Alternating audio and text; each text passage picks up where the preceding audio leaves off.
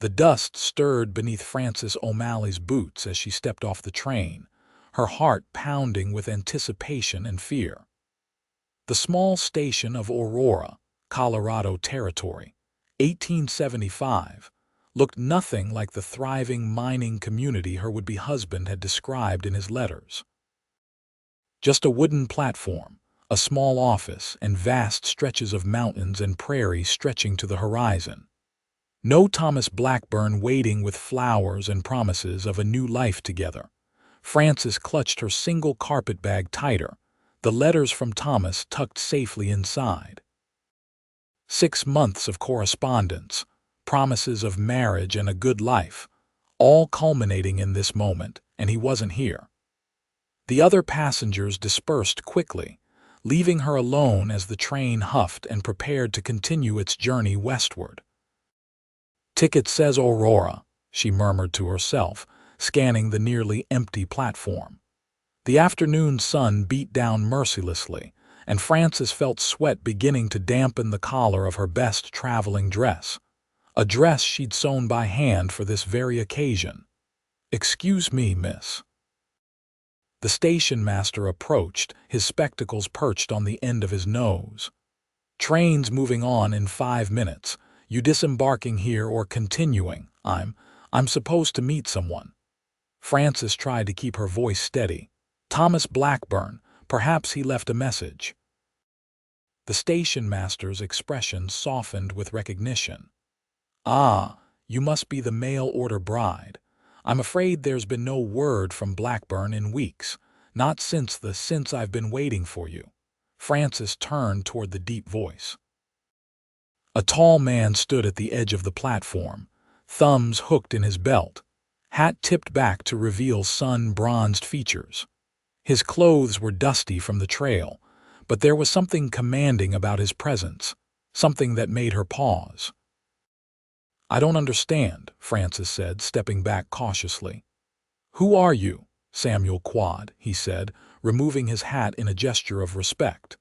His eyes, piercing blue against his tanned skin, met hers directly. "I ranch 10 miles outside town. I've been waiting on this platform for 3 days, ever since I heard about Thomas." "Heard what about Thomas?" Frances felt her throat tighten. Samuel Quade exchanged a glance with the station master, who suddenly found interest in his pocket watch. "Madam, I think we should talk, but not here." He gestured toward a small wagon hitched nearby. "Town's got a decent hotel. I can take you there, explain everything." Frances hesitated. She'd traveled nearly 2,000 miles from Boston, spent her last savings on the train ticket, all on the promise of marriage to a man she'd never met. And now this stranger was offering. "What exactly, Miss O'Malley?" Samuel continued, his voice gentler now. "I knew Thomas, and I know you've come too far to turn back. Please let me help." Something in his steady gaze reassured her. Frances nodded slowly. "Very well, Mr. Quade. But I expect a full explanation." Samuel lifted her carpetbag effortlessly, then offered his hand to help her into the wagon. "You'll get one, and then you can decide what comes next." The wagon rattled down Aurora's Main Street, a dusty thoroughfare lined with false-fronted buildings. Frances noted a general store, a saloon, a small church, and various other establishments that composed the heart of this frontier town. So different from the crowded streets of Boston she'd left behind. "Thomas is dead, isn't he?" Frances asked suddenly, watching Samuel's profile as he drove. His hands tightened on the reins. "Yes, madam. 3 weeks ago. Mining accident. Cave-in at the Silver Bell." Frances closed her eyes briefly. She hadn't loved Thomas Blackburn, how could she, having never met him? But she'd invested her hopes in him, in the life he'd promised. Why didn't anyone send word? Telegraph lines were down for 2 weeks after the spring storms. By the time they were repaired. Samuel shrugged. "I reckon folks thought you'd already be on your way." The wagon pulled up before a 2-story building with Aurora Hotel painted across its front. Samuel helped Frances down, still carrying her bag. They serve a decent meal here, and Mrs. Peterson, who runs the place, is good people. Inside, a plump woman with gray streaked hair greeted them warmly. Mr. Quade, finally bringing in your guest. Been wondering how long you'd sit at that station. Samuel cleared his throat. Mrs. Peterson, this is Miss Frances O'Malley. She needs a room. Understanding dawned in the older woman's eyes. Oh, my dear, you're Thomas Blackburn's intended. She clasped Frances's hands. I am so sorry for your loss. Thank you, Frances managed, the reality of her situation hitting harder with each moment. Here she was, thousands of miles from home with no prospects, limited funds, and no return ticket. Samuel set her bag down. Miss O'Malley will need some time to consider her options. Maybe after she's rested. Options? Frances interrupted. What options does a woman alone have in a place like this? She hadn't meant to sound bitter, but exhaustion and shock were taking their toll. More than you might think, Samuel replied evenly.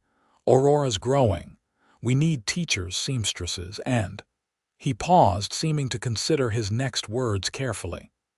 Thomas was my friend. He spoke highly of you in his letters, said you were educated, capable.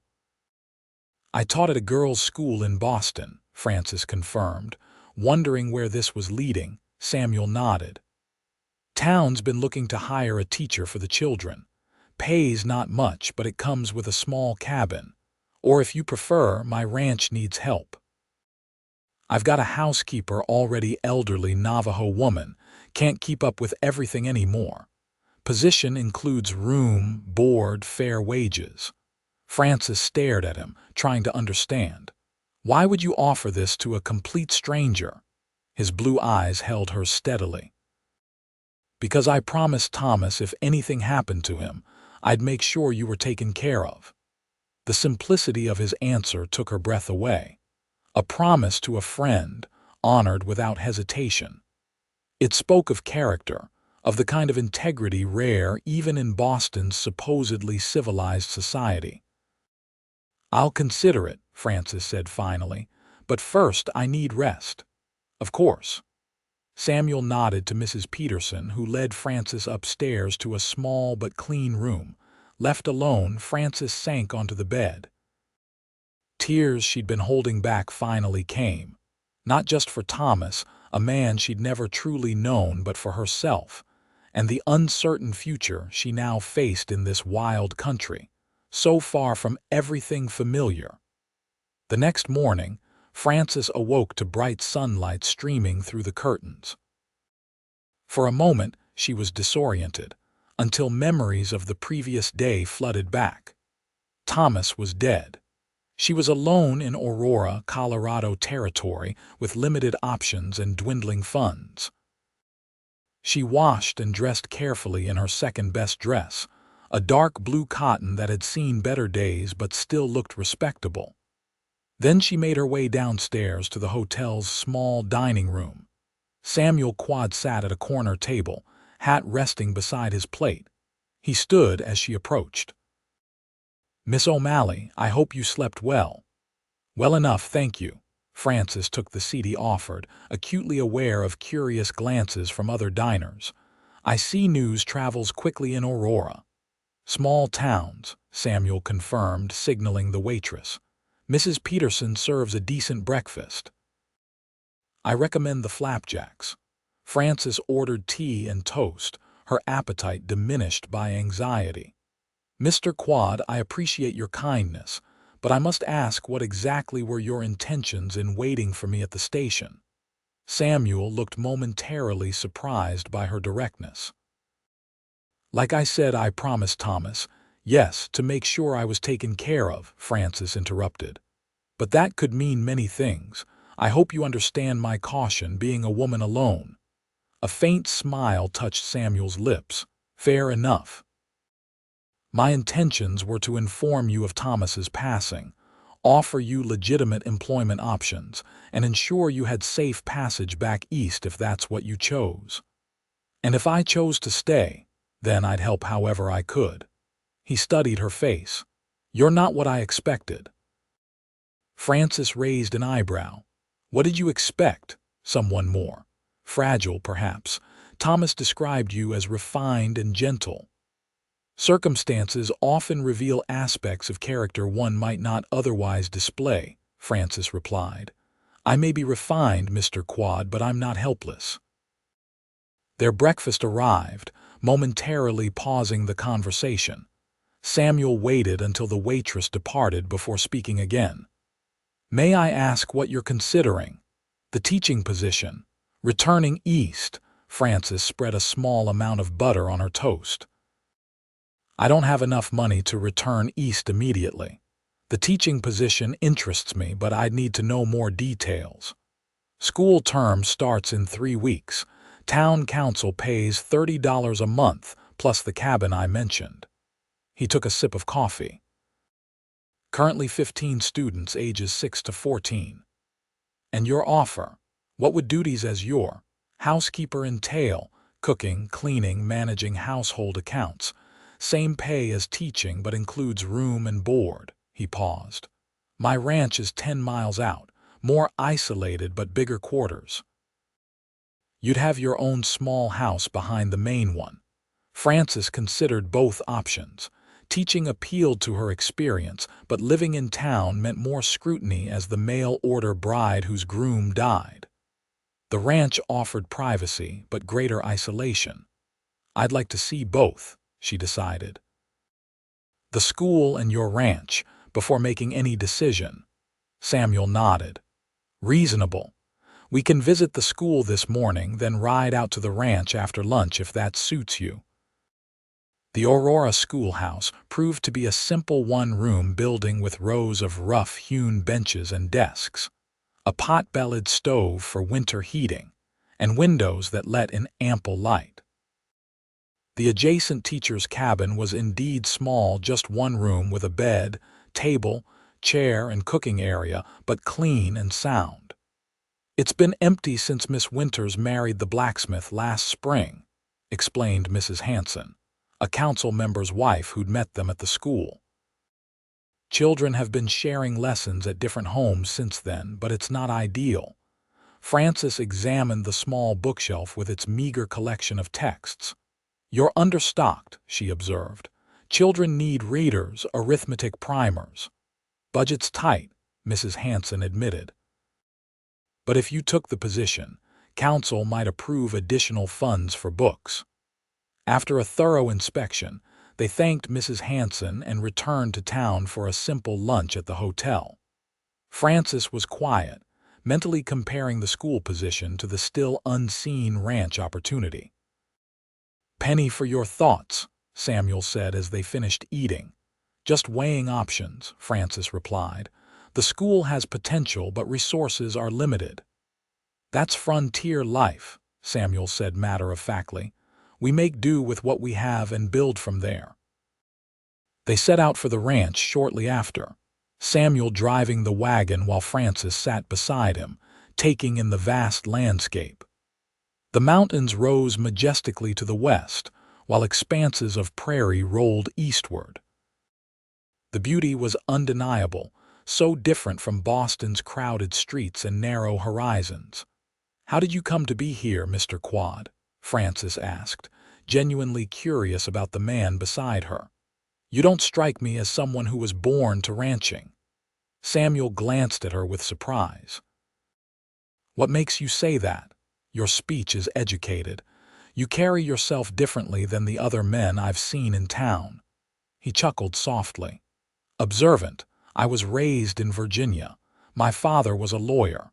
I studied at William and Mary for 2 years before the war." "The war between the states," Frances nodded. "Which side? Confederate, though not by choice. Family expectations."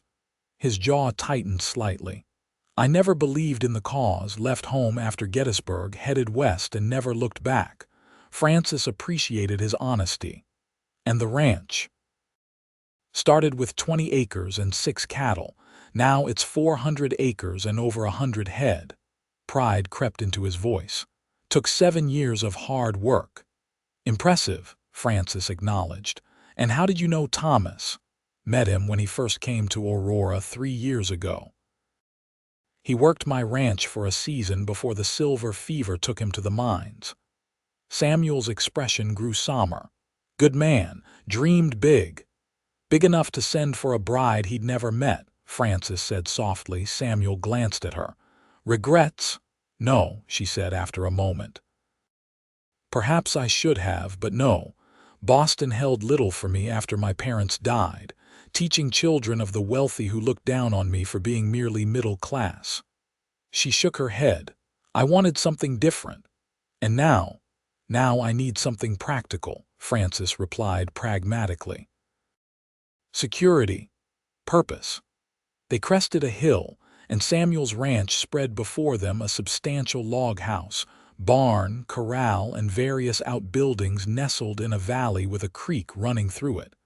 Cattle dotted the distant pastures. Quad Ranch, Samuel announced with quiet pride. Not the biggest in the territory, but it's mine, free and clear. Frances had to admit it was impressive, especially knowing he'd built it from nearly nothing. As they approached, an elderly Native American woman emerged from the house, shading her eyes against the afternoon sun. That's Najoni, Samuel explained. Been with me 5 years. Cooks, keeps the house, but she's getting on in years, needs help with the heavier work. The wagon pulled up before the house and Samuel helped Frances down. Najoni approached, her dark eyes taking in Frances with open curiosity. Najoni, this is Miss Frances O'Malley, Samuel introduced them. The lady I mentioned might be helping around the ranch. The older woman nodded. Good, too much work for old hands. She smiled at Frances, revealing missing teeth. Come, see house. The main house was larger than Frances had expected, a central great room with a stone fireplace, a separate kitchen, Samuel's bedroom, and a small study lined with books that surprised her. Everything was neat but distinctly masculine, lacking the touches a woman might add. Behind the main house stood a smaller cabin, just as Samuel had described. This would be yours, he explained, opening the door. Inside was a single room with a bed, table, rocking chair, and small stove. Simple but private. 2 ranch hands have the bunkhouse, Samuel continued. They take care of the cattle, fences, heavy work. Najoni manages the house. You'd help her, plus handle the accounts, correspondence, supplies. Frances walked slowly around the cabin, considering. It was isolated, yes, but not uncomfortably so. The position offered independence while still providing security. What happens when winter comes? She asked practically. Is the road to town passable? Usually, Samuel replied. We stock up beforehand just in case. I make supply runs to Aurora twice monthly, weather permitting. Frances gazed out the small window toward the mountains. It's beautiful here. It can be harsh too, Samuel warned honestly. Winters are long. Summers can bring drought or hail. It's not an easy life. Few worthwhile things are easy, Mr. Quade. Frances turned to face him. I'd like to see the account books before deciding. Samuel looked surprised, then smiled. Of course. They're in my study. The afternoon passed with Frances reviewing the ranch's financial records, impressed by their organization despite Samuel's admission that he had no head for numbers. By sunset, she'd formed a clear picture of both opportunities before her. Over dinner, prepared by Najoni, a simple but hearty stew with fresh bread, Frances made her decision. I'll accept the position here, she told Samuel. For 6 months. If it doesn't suit either of us by then, I'll have saved enough to consider other options. Samuel nodded slowly. Fair terms. When would you like to start? I'll need a few days to purchase necessities in town. My Boston wardrobe isn't suited to ranch life. We'll return to Aurora tomorrow. You can gather what you need, settle any affairs. He hesitated. There's also the matter of Thomas's effects. They're being held at the assayer's office, As is intended, they rightfully belong to you. Francis hadn't considered this. What? What would that include? Not much, I'm afraid. Personal items. He had a small claim that might be worth something, though the mine itself is closed now after the accident. That night, back in her hotel room, Frances wrote in her journal, trying to process the drastic turn her life had taken in just 2 days. She'd come west to marry a stranger and begin a new life. Now that stranger was gone, yet somehow she was still beginning anew, just in a way she never could have anticipated. Morning brought another clear day. Frances met Samuel for breakfast. Then they visited the assayer's office where Thomas's belongings waited in a small wooden box. A pocket watch, a Bible, a few letters including hers, and papers for his mining claim. "The claim adjoins my property to the north," Samuel explained as they left the office. "It's why we became friends. He'd stop by the ranch when going to or from town." At the general store, Frances selected practical items for ranch life: sturdy boots, work dresses, a heavy coat for winter. As Samuel settled the bill, "Consider it an advance on your wages," Frances noticed a small crowd gathering outside the saloon across the street. "What's happening?" she asked as they exited the store. Samuel's expression darkened. "Trouble. Wait here." But Frances followed him anyway, curiosity overriding caution. A tall man with an elaborate mustache stood on the saloon steps, addressing the growing crowd. "The Silver Bell is reopening," he announced. "Quinn Mining Company is taking over operations starting tomorrow. We need men." "Good wages, paid weekly," murmurs rippled through the crowd. Frances glanced at Samuel, noting his clenched jaw. "Who's Quinn Mining?" she asked quietly. "Eastern outfit. They've been buying up claims all over the territory." Samuel's voice was tight. "Cutting corners on safety to maximize profits." The mustached man continued his pitch, promising prosperity for Aurora and opportunities for all. As the crowd began dispersing, he spotted Samuel and Frances. "Quad," he called, descending the steps. "Just the man I wanted to see. Hastings." Samuel's greeting was cold. "Didn't realize you joined Quinn's operation. Regional manager now." Hastings smiled without warmth, then his gaze shifted to Frances. "And who might this lovely lady be?" Samuel's posture stiffened. "Miss Frances O'Malley. She's taking a position at my ranch." "Is that so?" Hastings's eyes lingered on Frances in a way that made her uncomfortable. "Well, Miss O'Malley, welcome to Aurora. I hope Quad here isn't filling your head with tales about Quinn Mining. We run a professional operation." "Professional enough to reopen a mine where men died just weeks ago," Samuel challenged. Hastings's smile faded. "Accidents happen in mining, Quad. You know that. But we've brought in engineers, reinforced the tunnels. It's perfectly safe now. Like the Silverton operation was safe before the collapse that killed 12 men." Frances sensed the tension rising between the men and placed a hand lightly on Samuel's arm. "Mr. Quad, we should finish our errands if we're to return to the ranch before dark." Samuel held Hastings's gaze a moment longer before nodding. "You're right, Miss O'Malley." As they walked away, Hastings called after them, "Think about my offer, Quad. That northern parcel of yours would give us the access we need. Quinn pays top dollar." Samuel didn't respond, guiding Frances back toward the hotel with a hand at the small of her back. His touch was light, respectful, but she felt the tension in him.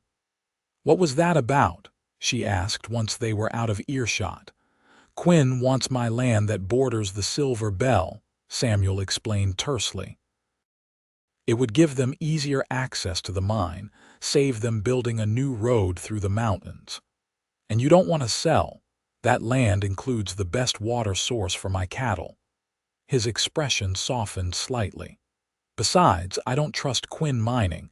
They're the reason Thomas is dead." Frances stopped walking. "What do you mean? You said it was a cave-in. Samuel sighed, removing his hat and running a hand through his dark hair. It was, but Thomas had concerns about the tunnel's stability for weeks, reported it to the foreman who worked for Quinn. Nothing was done because reinforcing would have slowed production. The implications were clear. That's criminal negligence. Try proving it, Samuel said bitterly. Quinn has money, influence with territorial officials. Frances was silent as they continued walking, processing this new information. She'd thought Thomas's death a tragic accident. Now it seemed something more sinister and complicated. 3 days later, Frances was settled in the cabin behind Samuel's main house, her few belongings arranged to make the space her own. She'd established a routine with Najoni, learning the rhythms of ranch life and taking over the account books, which she discovered needed considerable attention. "These haven't been balanced properly in months," she told Samuel one evening as they sat on the porch after dinner. The sunset painted the western sky in brilliant oranges and purples, a sight that still took her breath away. "Numbers were never my strength," he admitted. "That's why I needed someone like you. Well, I've sorted them now, and I've made a list of supplies we'll need on your next trip to town." She handed him several neatly written pages. Samuel scanned them, eyebrows raising. "Detailed. Efficiency saves money," Frances replied. "Speaking of which, your beef contracts with the Army could be renegotiated for better terms." He looked at her with new appreciation. "You determined that from 3 days with the books. The military operates on strict budgets, but they also value reliability. Your records show consistent quality and on-time delivery. That's leverage." Samuel chuckled softly. "Thomas said you were intelligent. I didn't realize he meant brilliant." The compliment warmed her, though she tried not to show it. Over the past days, she'd found herself increasingly drawn to Samuel Quade. His quiet strength, his integrity, the way he treated his workers with respect, these qualities were becoming dangerously appealing. "I'm merely practical," she demurred. "Practical is good."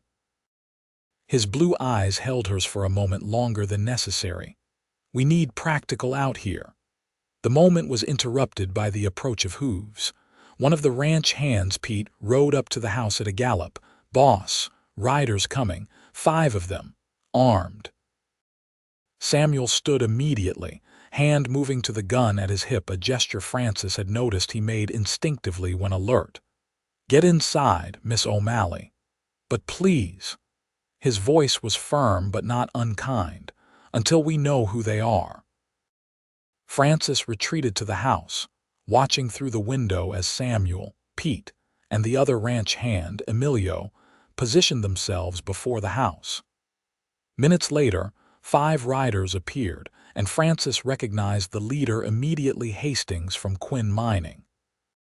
She couldn't hear the exchange clearly, but the body language was unmistakable. Hastings gesturing emphatically, Samuel standing firm with arms crossed. The tension was visible even from a distance. After several minutes, Hastings thrust something at Samuel, papers of some kind, before he and his men turned their horses and rode away. Samuel stood watching until they disappeared, then walked slowly back to the house. Frances met him at the door. "What did they want?" she asked, unable to contain her concern. Samuel's expression was grim as he handed her the papers. "Quinn Mining is claiming Thomas's land borders their mine differently than recorded. They've filed a dispute with the land office." Frances scanned the documents quickly, her indignation rising. "This is preposterous. The survey markers are clearly noted in Thomas's deed." "Which is now your deed," Samuel reminded her. "As is intended, you inherited his claim." The realization hit Frances suddenly. "So this isn't just about your land anymore, it's about mine too. Yours adjoins mine, creates a buffer between my ranch and their operation." Samuel removed his hat, setting it on the table with deliberate care. Together, our parcels block their easiest access to the mine, and separately, they can drive a wedge between, force concessions. He met her eyes. Francis, this could get complicated. Quinn doesn't play fair. It was the first time he'd used her given name, and despite the seriousness of the situation, she noted it with a small thrill. Neither do I when crossed, she replied, straightening her shoulders. What's our next step? Samuel's expression softened at her use of our. We ride to town tomorrow, consult the territorial lawyer. These claims won't hold up to proper scrutiny, but we need to respond formally. That night, Francis found sleep elusive. The confrontation with Quinn Mining had changed things, created a common cause between her and Samuel that somehow felt more significant than their employer-employee relationship. Morning brought rain, a steady drizzle that soaked the landscape and turned the road to town into mud. They set out anyway, Francis wearing her new sturdy boots and coat, grateful now for the practical purchases. The territorial lawyer, Mr. Abernathy, reviewed their documents carefully in his small office above the bank. Quinn's claim is tenuous at best, he concluded. The original survey is quite clear, but they'll drag this out, wear you down. We don't intend to be worn down, Francis stated firmly. What do you recommend? File a counter petition immediately. I'll prepare it today. Abernathy adjusted his spectacles. But be prepared, Quinn has deep pockets and friends in Denver. This could take months to resolve. As they left the lawyer's office, the rain had stopped, leaving puddles reflecting the clearing sky. Samuel helped Francis navigate the muddy street. I'm sorry you've been drawn into this, he said quietly. It's not what you signed on for. Perhaps not, Francis admitted, but I find I'm not sorry at all. Some things are worth fighting for. Samuel's eyes held hers for a long moment. Yes, they are. The weeks that followed established a rhythm at the ranch. Francis settled into her role, managing the household while Samuel and the hands tended the cattle. Her presence brought changes: curtains at the windows, flowers on the table, more organized meals and supplies. Small touches that transformed the bachelor ranch into something more homelike. Samuel noticed. Place feels different, he commented one evening as they shared coffee on the porch, a habit they'd developed for discussing ranch business. Different good or different bad? Francis asked, suddenly self-conscious about the changes she'd implemented. Good. His smile came more easily these days. Definitely good. Their legal battle with Quinn Mining continued in the background. Petitions, counter-petitions, hearings scheduled then postponed. Francis attended each proceeding in town, presenting herself as Thomas's bereaved fiancé protecting her inheritance. It wasn't entirely untrue, though her feelings about Thomas had become complicated grief not for the man himself, but for the future she'd imagined. Meanwhile, her feelings for Samuel grew deeper, though she tried to maintain professional boundaries. He was her employer, after all. Yet she couldn't deny the connection between them, strengthening with each shared sunset, each conversation, each small crisis managed together. August brought scorching heat and a drought that threatened the creek running through the ranch. Samuel worked tirelessly with the hands to ensure the cattle had water, often returning after dark, exhausted. One such evening, Francis waited up, a meal kept warm in the oven. When Samuel finally trudged in, his shirt dust-covered and sweat-stained, she wordlessly set the food before him. You didn't have to wait, he said, though his eyes showed gratitude. Yes, I did. Francis poured him coffee. How bad is it? Creek's down 3 feet from last week. We've moved the herd to the north pasture, closer to the spring there. He ate hungrily. If it doesn't rain soon, we'll have decisions to make. Sell some of the herd, Francis asked, having learned enough about ranching now to understand the options. Samuel nodded grimly. Maybe. Prices are down with everyone facing the same problem, but we might not have a choice. Francis hesitated, then suggested, "What about Thomas's land? The survey mentioned a natural spring there too. It's smaller, but yes." Samuel looked thoughtful. "I've avoided using it since." "Well, since it's yours now, not mine. It's ours to use in this fight," Francis said firmly. "Both against Quinn and against this drought." Something shifted in Samuel's expression, surprise, followed by warmth. "Francis!" A crash from the kitchen interrupted whatever he might have said. They rushed in to find Najoni on the floor, conscious but clearly in pain. "Hip," the elderly woman grimaced, "slipped on water." The next hours were a blur, Samuel carrying Najoni to her room, Francis riding for the doctor in town, the diagnosis of a broken hip that would take months to heal, if ever. "She needs constant care," Dr. Wilson told them gravely. "And at her age, complete recovery isn't certain." They arranged for Najoni's niece to come from the Navajo settlement 2 days' ride away. The young woman arrived quickly, clearly devoted to her aunt, but the situation created a new dilemma. "She can't manage the household and care for Najoni," Samuel said as he and Francis discussed matters late that night, "and we can't ask her to." "No," Francis agreed, "which means my duties must expand." Samuel shook his head. "It's too much for one person." "The accounts, the household, correspondence, supplies." "I can manage," Francis insisted. "For now, at least, until we find a more permanent solution."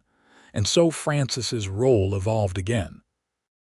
She rose before dawn to prepare breakfast and pack lunches for the men, spent mornings managing the household and accounts, afternoons checking on Najoni and preparing dinner, and evenings catching up on correspondence and planning for the next day. Samuel watched her with increasing concern. "You're doing too much," he told her after 2 weeks of this schedule. "I see the light in your cabin past midnight. You're exhausting yourself." "I'm fine," Francis maintained, though the dark circles under her eyes suggested otherwise. "You're not fine. And I won't have you working yourself sick on my account." His tone was firm. "From now on, I'm helping with dinner preparations, and the men can manage their own lunches." Francis started to protest, but Samuel raised a hand. "This isn't negotiable, Miss O'Malley. Consider it an order from your employer." A small smile touched her lips at his formal address, contrasting with the concern in his eyes. "Very well, Mr. Quade, though I warn you, I've never seen you so much as boil water." "I managed before you came," he reminded her. "Not elegantly, but we didn't starve." That evening, Samuel joined her in the kitchen, rolling up his sleeves to help prepare a simple stew. His efforts were earnest if not skilled, and Francis found herself laughing genuinely for the first time in weeks as he struggled to peel potatoes. "You're enjoying this," he accused good-naturedly. "Perhaps a little," she admitted. "The great rancher defeated by a potato." "I prefer challenges I can face directly," Samuel replied, finally managing to remove the peel in one long spiral. "Cattle, weather, even Quinn mining, at least I can see them coming. Unlike root vegetables which launch sneak attacks," his laugh was warm, rich. "Exactly." As they worked side by side, Francis became acutely aware of his presence, the breadth of his shoulders, the strength in his hands, the clean scent of soap that suggested he'd washed up before joining her. This was dangerous territory, this domestic intimacy. Their arrangement continued through September. Samuel insisted on helping with evening meals, and gradually, their dinner preparations became the highlight of Francis's day, a time of conversation, occasional laughter, and growing companionship. One evening, as they chopped vegetables, Samuel asked, "Do you ever regret coming west?" Frances considered the question seriously. "No," she said finally. "Though nothing has gone as planned, I don't regret it. Even with Quinn's legal harassment, the drought, Nijoni's injury. Even with all that," she met his eyes, "I've found purpose here, belonging in a way I never did in Boston." Samuel's gaze held hers longer than usual. "I'm glad." The moment stretched between them, charged with unspoken feelings. Then the sound of riders approaching broke the spell. Samuel moved to the window, his posture instantly alert. Quinn's men, 5 of them, and Hastings. Frances joined him at the window. What could they want at this hour? Nothing good. Samuel reached for his gun belt. "Stay inside." But Frances followed him onto the porch, unwilling to remain behind while he faced potential danger. The ranch hands emerged from the bunkhouse, positioned strategically as Hastings and his men dismounted. "Evening, Quad," Hastings called, his tone falsely pleasant. "Miss O'Malley." "Apologies for the late call." "State your business," Samuel replied coldly. Hastings produced an official-looking document. "Just delivering some news. The Territorial Commission has ruled on our petition. They've granted Quinn mining an emergency right-of-way through the disputed land." "That's impossible," Frances stepped forward. "The hearing isn't scheduled until next month. Emergency provision." Hastings smiled smugly. "Silver production is deemed essential to territorial development. The ruling allows us access while ownership is determined." Samuel took the document, scanning it quickly. "This only applies to access for mining equipment. It doesn't grant ownership or permanent rights." "True enough, but it's a start." Hastings looked around the ranch appreciatively. "Quinn Mining is prepared to be generous, Quad. We'll pay fair market value for both parcels, yours and Miss O'Malley's. Save everyone a lot of trouble." "The land isn't for sale," Frances stated firmly, stepping beside Samuel. "Not mine, not Mr. Quad's." Hastings's expression hardened. "Don't be foolish. You're fighting a losing battle.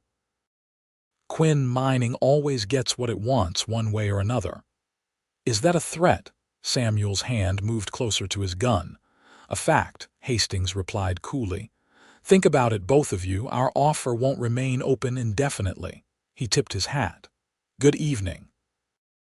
As the riders departed, Frances felt a chill that had nothing to do with the evening air. "They won't stop, will they?" "No," Samuel confirmed grimly. "And this ruling gives them a foot in the door. They'll have men on that right-of-way by morning establishing presence." "What can we do?"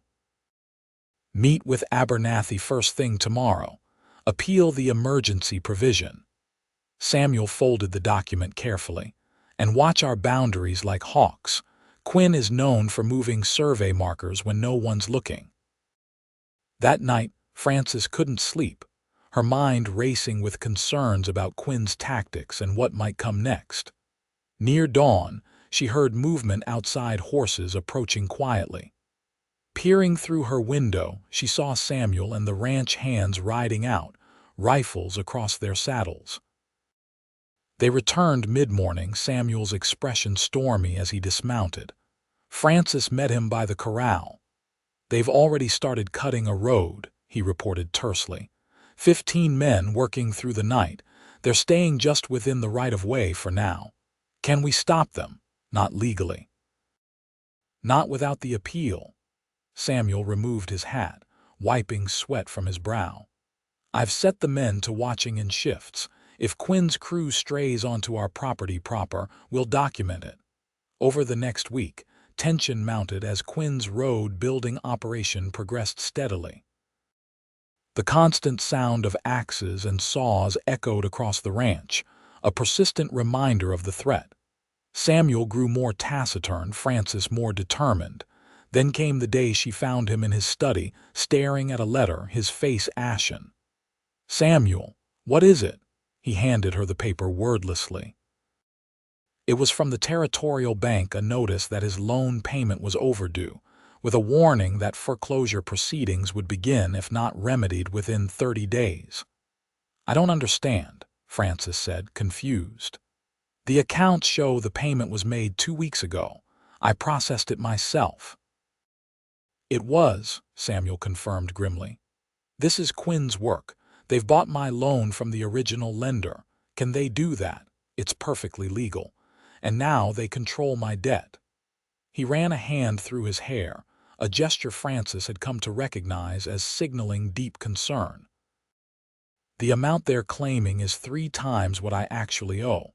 Francis reread the letter, anger rising. "This is blatant manipulation. We can fight this." "With what resources?" Samuel asked wearily. "Quinn has bottomless pockets. They can tie us up in legal proceedings until we're bankrupt." "Then we need to think differently." Francis paced the small study. What if we officially combined our interests? Your ranch, Thomas's claim legally merge them into a single property." Samuel looked up sharply. "That would require—" "Marriage," Francis finished quietly. "Yes, I know." The word hung in the air between them, charged with implications. Samuel stood slowly, his expression unreadable. "Francis, I won't have you sacrifice yourself for a legal strategy." "Is that what you think it would be, a sacrifice?" She met his gaze steadily, heart pounding. "Samuel, these past months, I've come to care for you, deeply. More than I should, perhaps, as your employee." He crossed the room in 2 strides, taking her hands in his. "And I for you. But this a marriage of convenience to thwart Quinn mining, it's not what I want for us." "What do you want?" Francis whispered. "I want to court you properly, to marry you because we both choose it, not because circumstances force our hands." His blue eyes held hers intently.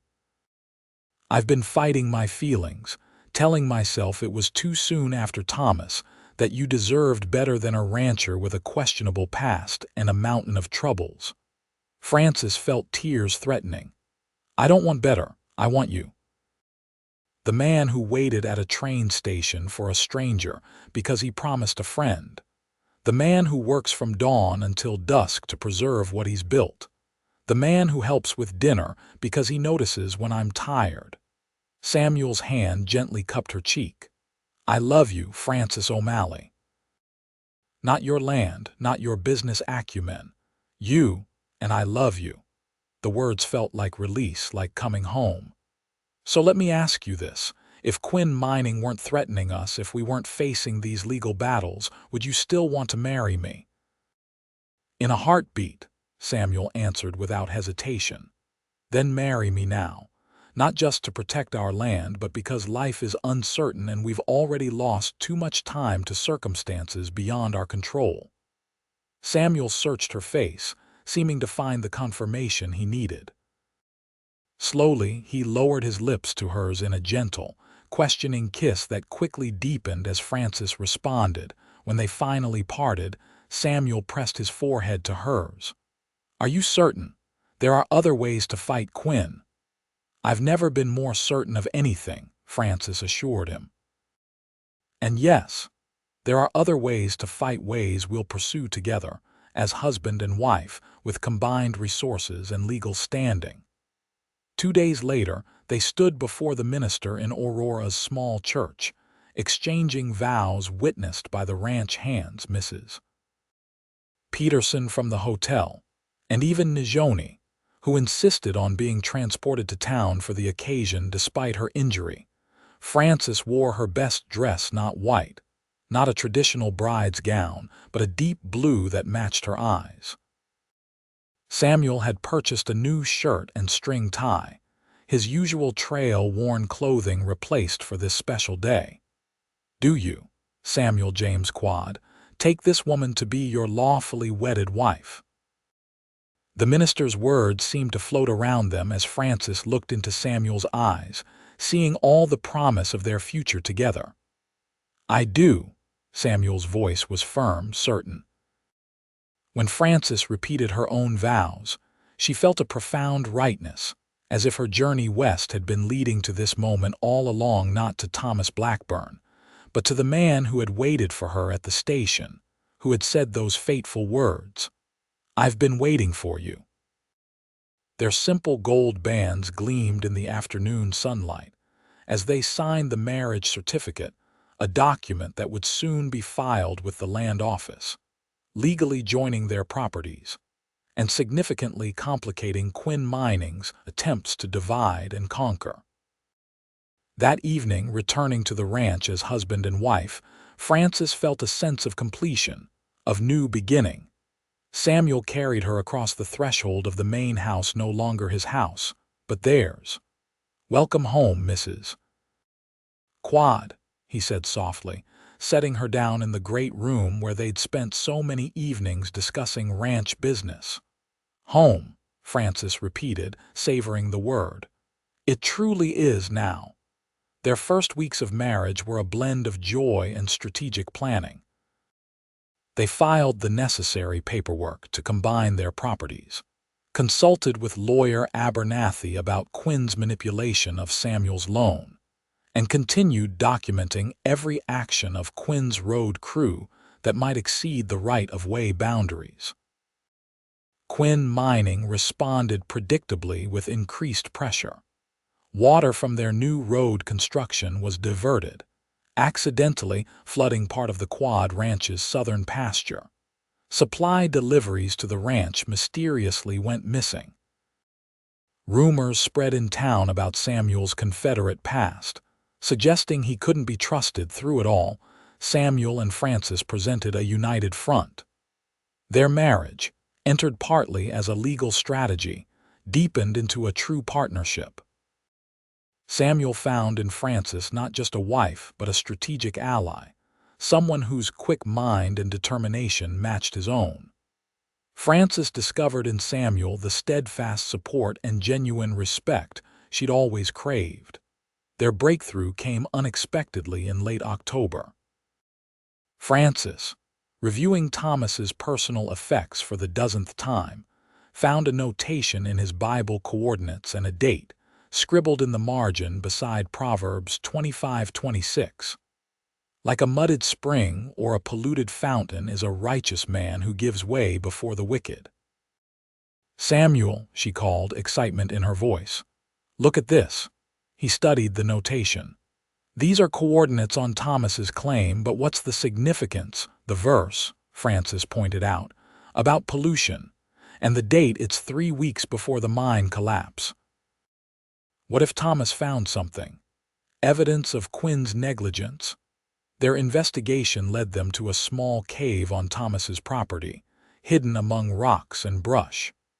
Inside, protected from the elements, they found what Thomas had left behind: water samples in sealed jars, dated and labeled, and a journal detailing his observations of Quinn Mining's operations, dumping mining waste directly into the watershed.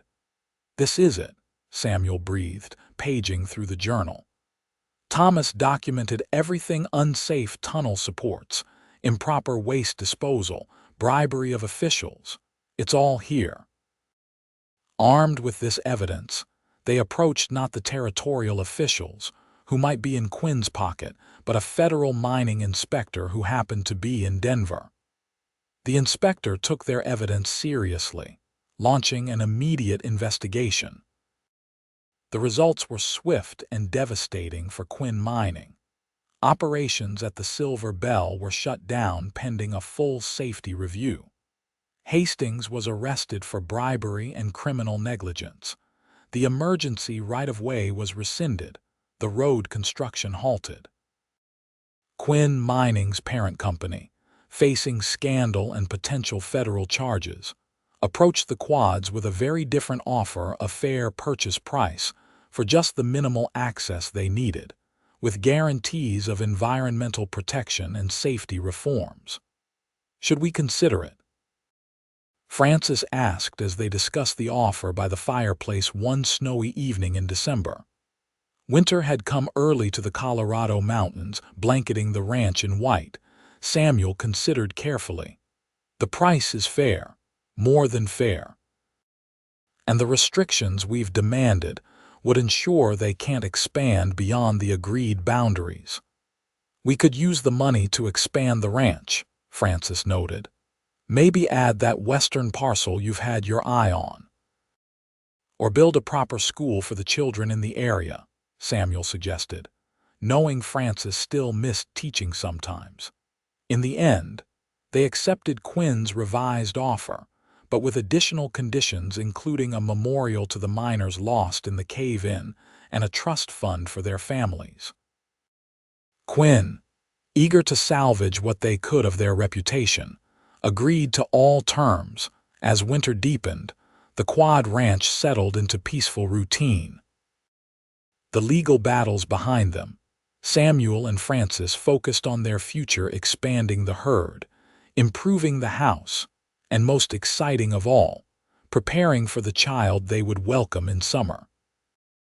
"A June baby," Francis said contentedly as they sat on the porch one clear winter evening, bundled against the cold to watch the stars emerge above the mountains. Her hand rested on her still flat stomach, Samuel's larger one covering it protectively. "Boy or girl doesn't matter," Samuel said, his voice tender, "just healthy, and hopefully with your intelligence rather than my stubbornness." "Perhaps both," Francis laughed softly. "A formidable combination." Samuel pulled her closer against the chill. "Do you ever think about how it all began? How different things might have been if Thomas had met your train that day?" Francis considered the question. "Sometimes. But then, I remember you standing there saying you'd been waiting for me, and somehow it feels like everything happened exactly as it was meant to." "I think Thomas would approve," Samuel said quietly, "of us, of what we've built together." "I think so too." Francis leaned her head against his shoulder, watching their breath mist in the cold air. "Though I never could have imagined this outcome when I left Boston. No regrets?" Samuel asked, an echo of his question months earlier. "Not one," Francis replied with certainty, turning her face up to his for a kiss. "This is exactly where I'm meant to be." June arrived with gentle warmth, wildflowers carpeting the ranch meadows, and the birth of their son Samuel Thomas Quade, a healthy boy with his father's blue eyes and what promised to be his mother's determined chin. As Francis held their child in the home they'd built together, Samuel beside her with wonder in his eyes, she reflected on the journey that had brought her to this moment. From a mail-order bride whose groom never appeared to the wife and partner of a man she loved deeply, a woman who had found not just security but genuine happiness in this wild, beautiful country. "What are you thinking?" Samuel asked softly, gently touching their son's tiny hand. "That sometimes the best journeys take unexpected turns," Francis replied, "and that I'm grateful for every step that led me here, even the difficult ones." Samuel leaned down to kiss her forehead. "I've been waiting for you both," he whispered, "my whole life, even when I didn't know it." Outside their window, the Colorado sun cast long evening shadows across the land they'd fought for, and won not just acres and water rights, but a home, a future, a legacy for their son and the children who might follow. Land that would always represent not what they owned, but what they'd built together through courage, integrity, and love that had come when neither expected it, but both desperately needed it. And in the quiet of their home, with their newborn son sleeping peacefully between them, Francis and Samuel Quade knew with absolute certainty that this life, this love, this family was worth every struggle, every sacrifice, and every unexpected turn in the road that had brought them home to each other.